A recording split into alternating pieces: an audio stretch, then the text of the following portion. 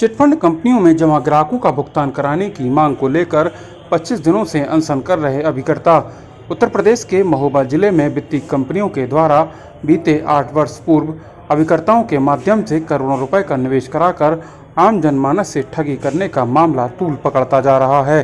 जिला मुख्यालय स्थित कलेक्ट्रेट परिसर के सामने बीते 25 दिनों से धरने पर बैठे अभिकर्ताओं ने शासन प्रशासन से बर्ड्स एक्ट के तहत निवेश करने वाली कंपनियों से पैसे दिलाए जाने की मांग उठाई है। कलेक्ट्रेट परिसर के सामने बैठे चिटफंड कंपनियों के अभिकर्ताओं ने बताया कि वह सभी बीते 1 सितंबर से अपनी मांगों को लेकर धरने पर बैठे हुए हैं। संसद की अवमानना और अनियमित जमा योजना पाबंदी अधिनियम 2019 का उल्लंघन कर अधिकारियों द्वारा पीड़ितों का भुगतान नहीं कराया जा रहा है।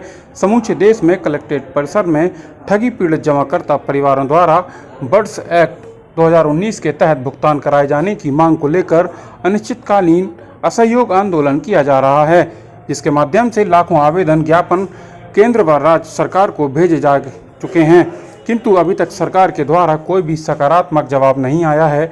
संसद की अवधारणा करते हुए सरकार ने अनियमितता जमा योजना पाबंदी कानून 2019 बन जाने के पश्चात गैर कानूनी रूप से करोड़ों निवेशकों को निर्मित करने और छवि को बचाने के लिए कई अवैध रिफंड पोर्टल और परिसमापक बनाए गए हैं, जो निवेश का भुगतान करने में असमर्थ हैं।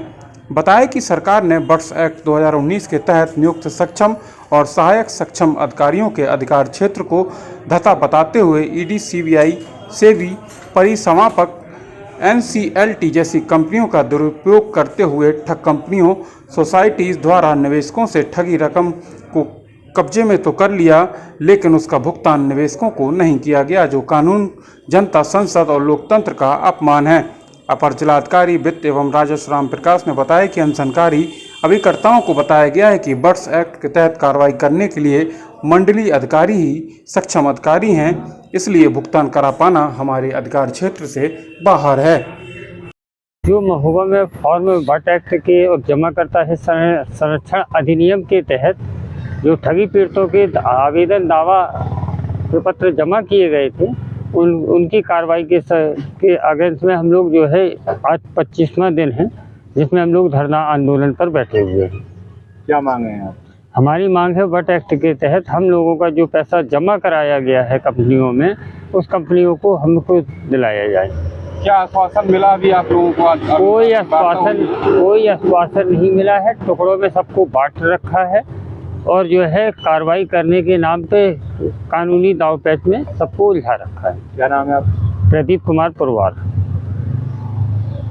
अभी आप लोग एडीएम साहब से बात करके आए तो उन्हें आश्वासन नहीं दिया? आश्वासन एडीएम साहब से बात हुई है। एडीएम साहब ने कहा कि हम पीआईडी एक्ट 2016 के तहत सक्षम अधिकारी हैं, हम बर्ड्स एक्ट के तहत कोई कार्रवाई नहीं कर सकते। बर्ड्स एक्ट में मंडल आयुक्त सक्षम अधिकारी हैं।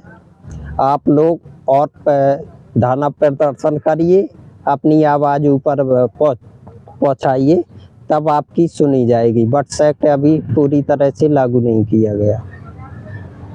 क्या नाम है आपका? मेरा नाम संदीप कुमार।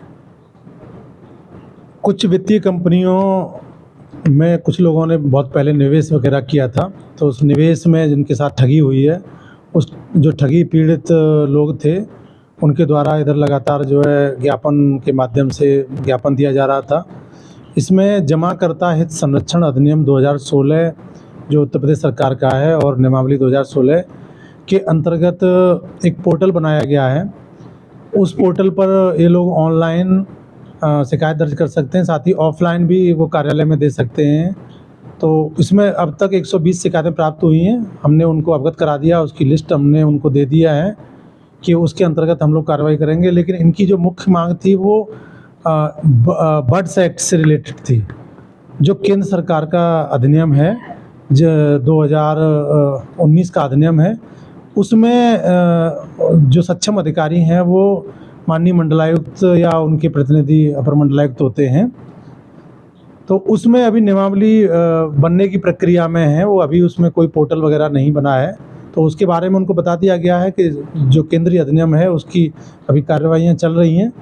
जो जिला स्तर की जो समस्या थी, वो जो जमाकर्ता संरक्षण से संबंधित, वो हमने उनको स्टेटस अवगत करा दिया है कि उस पर शिकायतें आप अपनी ऑनलाइन डाल सकते हैं और ऑफलाइन भी दे सकते हैं।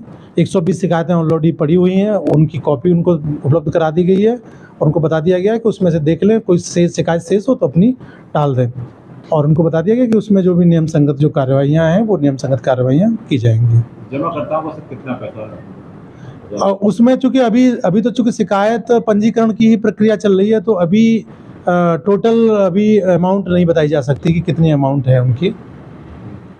कितने वर्षों से था? जैसा कि बताया कि 2016 का जो अधिनियम है उसके अंतर्गत 2023 में पोर्टल विकसित हुआ है और 2023 से ही उसमें ऑनलाइन जो प्रार्थना पत्र देने का शुरू हुआ है।